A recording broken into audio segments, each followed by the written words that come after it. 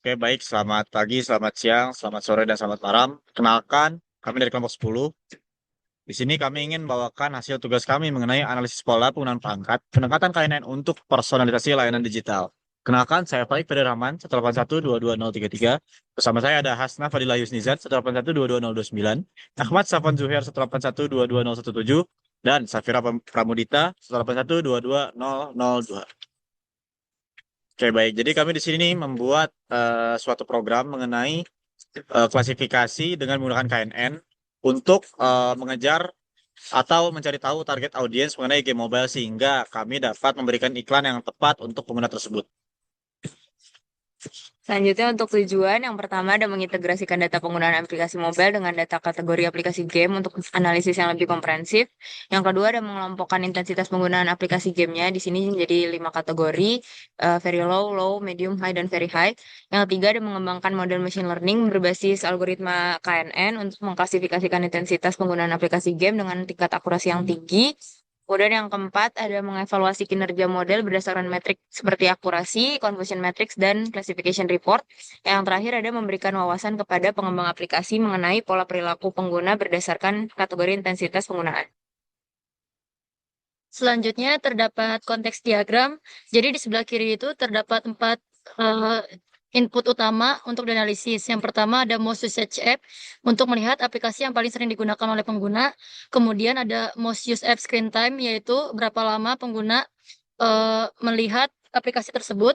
Data ini digunakan untuk melihat apakah yang paling sering digunakan itu merupakan game atau tidak. Kemudian ada game type, yaitu klasifikasi kategori game. Yang terakhir ada gender. Nah, setelah itu dimasukkan ke dalam sistem utama, yaitu lingkaran di tengah, dan menghasilkan output berupa user type dan target audience ads.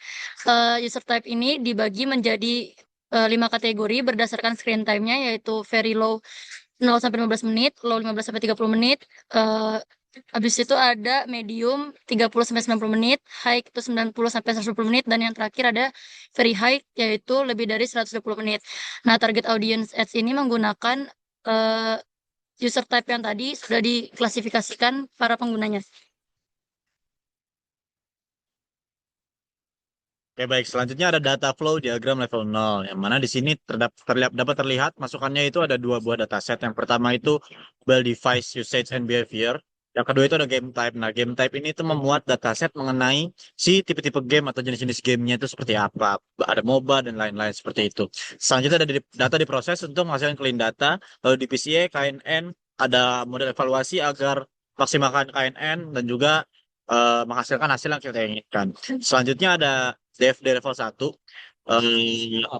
Ini merupakan penjelasan dari data flow level 0, kurang lebih seperti itu. Jadi data di load segala macam, lalu dihasilkan encode data, di mana encode data ini merupakan data bersih, sehingga nanti kita akan mengecilkan skala dan dimensinya seperti itu dengan menggunakan PCA. Selanjutnya KNN, dan di train KNN agar mendapatkan parameter K yang optimal seperti itu. Selanjutnya akan dihasilkan user type and target audience ads. Ya, jadi untuk algoritma yang digunakan di sini kita pakai dua algoritma. Yang pertama ada KNN, kayak nearest neighbors. Nah, di KNN ini salah satu metode supervised learning yang sederhana dan efektif untuk tugas klasifikasi dan regresi. Jadi algoritma ini tuh bekerja berdasarkan prinsip similarity. Dan yang kedua ada PCA atau Principal Component Analysis. PCA ini metode matematis yang digunakan dalam reduksi dimensi. Jadi tujuannya itu untuk mengubah dataset yang berdimensi tinggi supaya lebih sederhana. Jadi dikecilin dimensinya. Dan PCA ini banyak digunakan untuk menyederhanakan data, mengurangi overfitting, dan meningkatkan efisiensi komputasi tanpa kehilangan struktur penting dari datasetnya. Oke, sekarang masuk ke bagian implementasi kodenya. Di sini, seperti dilihat, pertama itu kita import segala macam library yang diperlukan.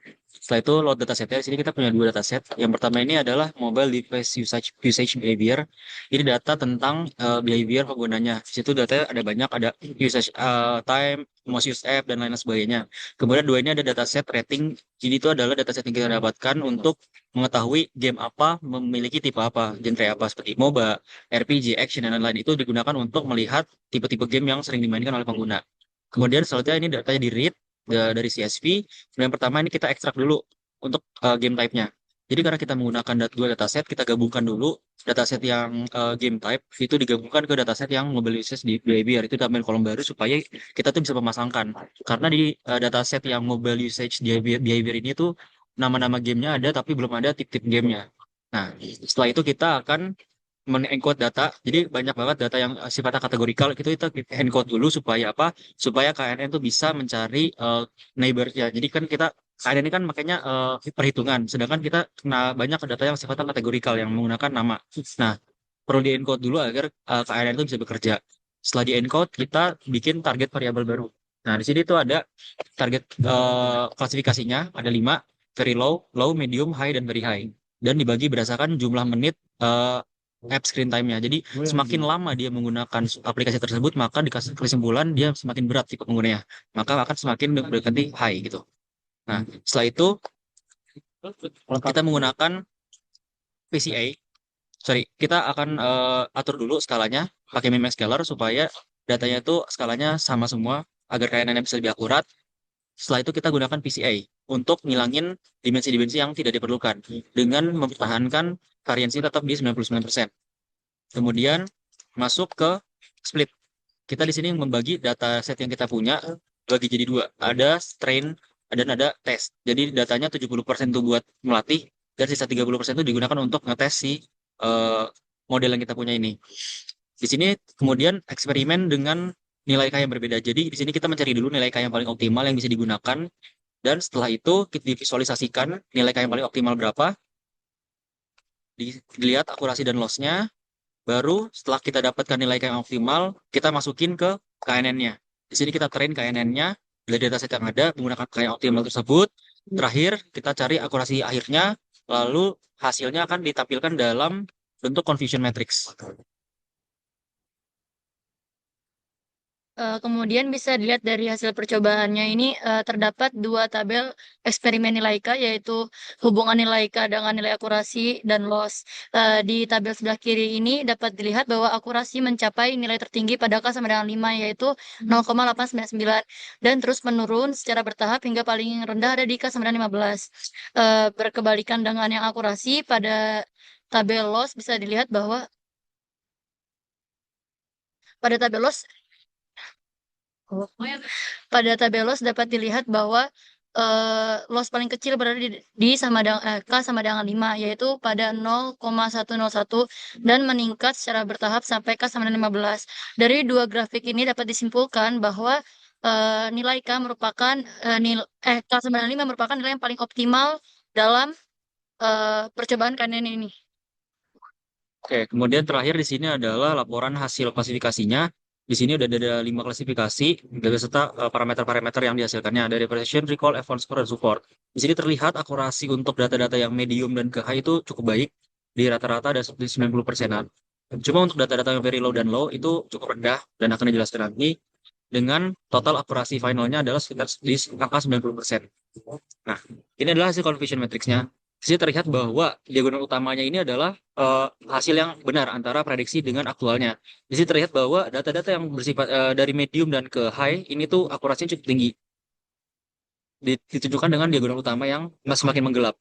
Nah, kenapa data yang very low dan low bisa rendah? Itu karena data yang kita punya kan adalah data most used app. Jadi data yang kita punya adalah aplikasi-aplikasi yang paling banyak digunakan. Sehingga cenderung untuk menghasilkan behavior yang berat. Jadi kalau kita lihat sampel datanya nanti, kalau dia lihat sampel datasetnya, data-data yang screen time rendah, yang termasuk very low dan low itu cuma sedikit. Makanya data-data tersebut cuma menghasilkan akurasi rendah karena jumlah data yang tersedia juga cuma sedikit. Nah, hal ini terjadi karena data yang kita gunakan adalah most used app. Jadi lebih banyak tipe-tipe pengguna yang arahnya cenderung ke arah berat gitu. Nah, tapi hal itu bukan terlalu jadi masalah karena target kita adalah untuk menghasilkan iklan yang sesuai dengan tipe-tipe game yang dimainkan. Jadi dari dataset yang kita punya, kita bersihkan dulu, kita ambil orang-orang yang most used app-nya itu adalah tipenya game, lalu kita pasangkan tipe game itu adalah game itu memiliki genre apa, lalu di situ kita train datanya modelnya untuk menghasilkan model yang bisa memprediksi user behavior. Nah, kita tujuannya untuk memberikan layanan iklan kepada orang tersebut. Nah, layar iklan ini kan tujuannya agar berhasil sehingga otomatis kita akan mengincar orang-orang yang kategorinya adalah high dan very high gitu.